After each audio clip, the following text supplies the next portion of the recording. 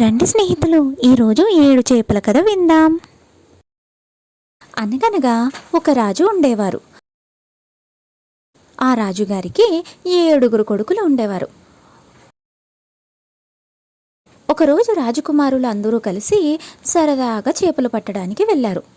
రాజకుమారులు ఒక్కొక్కరు ఒక్కొక్క చేపని పట్టుకున్నారు.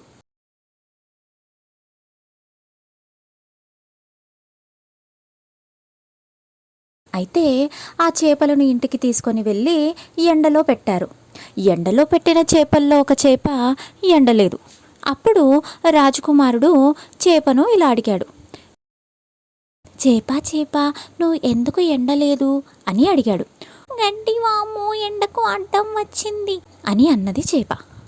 గడ్డివాము దగ్గరికి వెళ్ళి, గడ్డివాము గడ్డివాము, నువ్వు ఎందుకు సూర్యుడికి అడ్డం వచ్చావు అని రాజకుమారుడు అడిగాడు.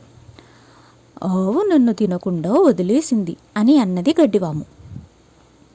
రాజకుమారుడు ఆవు దగ్గరికి వెళ్ళి, గడ్డి ఎందుకు తినలేదు అని అడిగాడు. నా దూడకు నేను పాలు ఇవ్వలేదు, అందుకే గడ్డి తినలేదు అని అన్నది ఆవు.